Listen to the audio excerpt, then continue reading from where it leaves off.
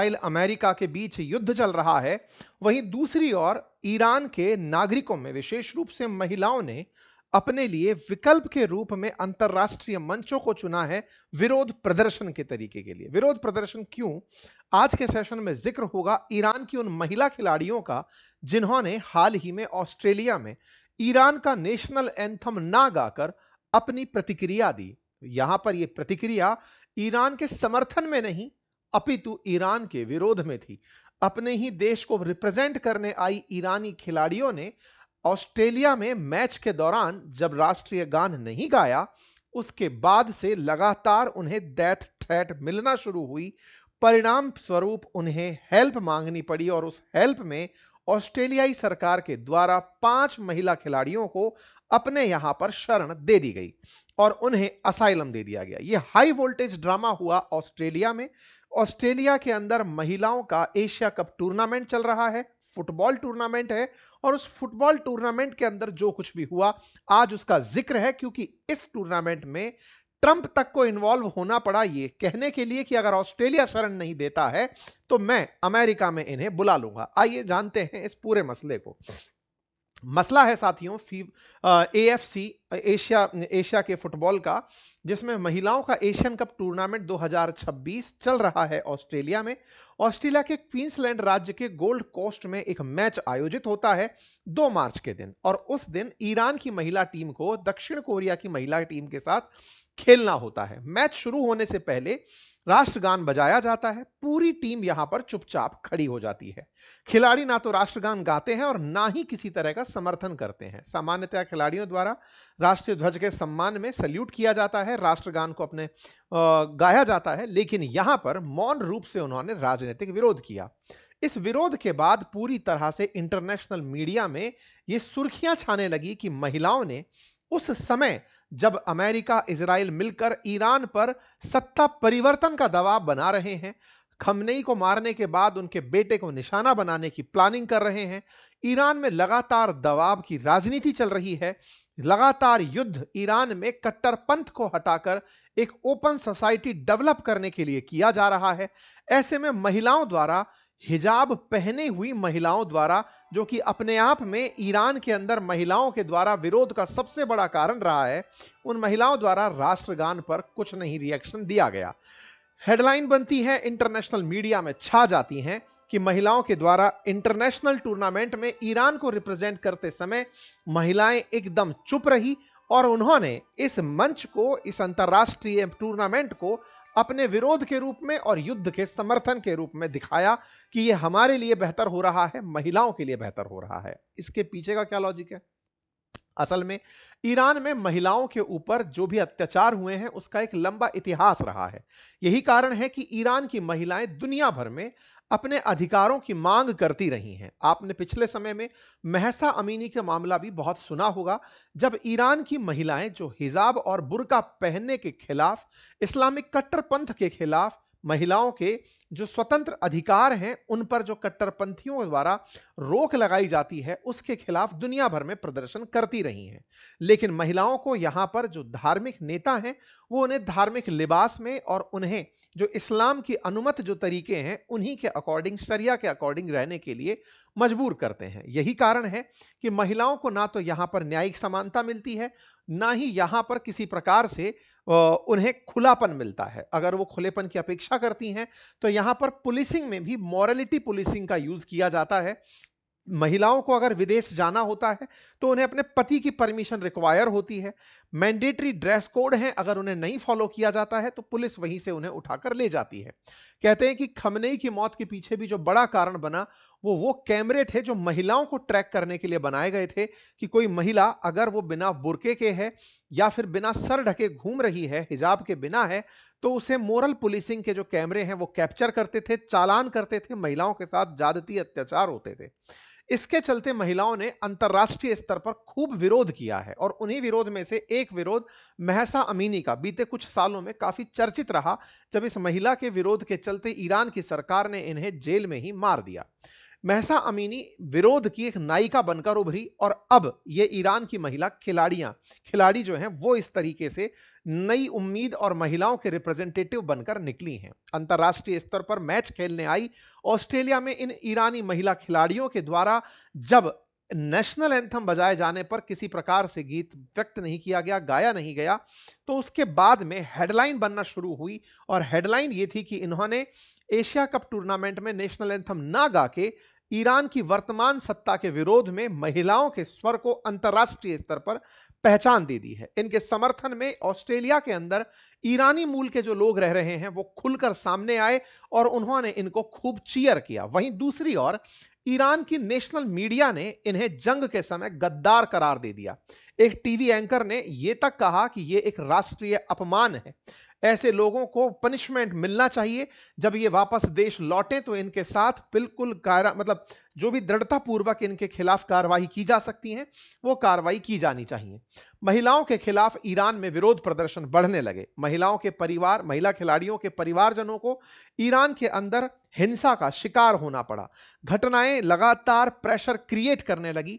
समय बीतता गया। 2 मार्च की घटना थी, आप 10 मार्च के दिन इस घटना को सुन रहे हैं। इस बीच में 2 और टूर्नामेंट हुए, 5 मार्च और 8 मार्च को।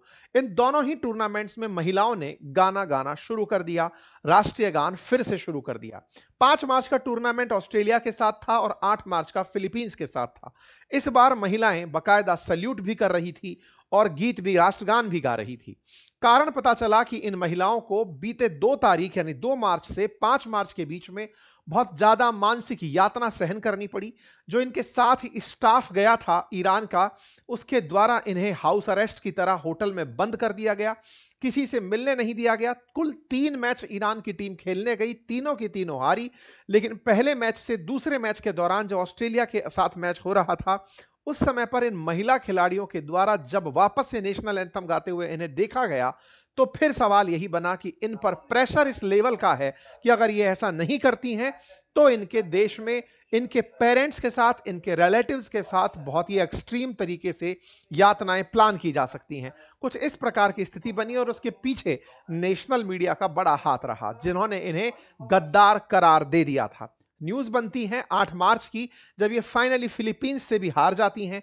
इनका जाना तय होता है, कि इन्हें अब वापस रवाना किया जाए ईरान। लेकिन इस बीच में इन महिलाओं में डर भर जाता है, डर इस बात का कि अगर ये वापस पहुंचती हैं तो इनके खिलाफ हद होगा, ज्यादतियां होंगी और इन्हें मार दिया जाएगा। जब 9 तारीख को ये मैच से बाहर निकल रहे होते हैं, होटल से बाहर निकल रहे होते हैं, तो ऑस्ट्रेलिया के अंदर जो ईरानी मूल के लोग रहते हैं वो बस को घेर लेते हैं और महिलाओं के समर्थन में, महिला खिलाड़ियों के समर्थन में चैंट करने लगते हैं, नारे लगाने लगते हैं कि हमारी महिलाओं को बचाओ, हमारी बच्चियों को बचाओ, सेव अवर गर्ल।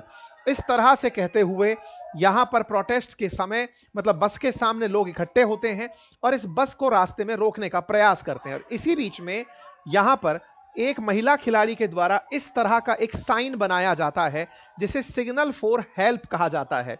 वो अपने हाथ से कुछ इस तरह का जेस्चर बना रही होती है। अंतरराष्ट्रीय रूप में इस हैंड जेस्चर को हेल्प जेस्चर के रूप में ट्रीट किया जाता है।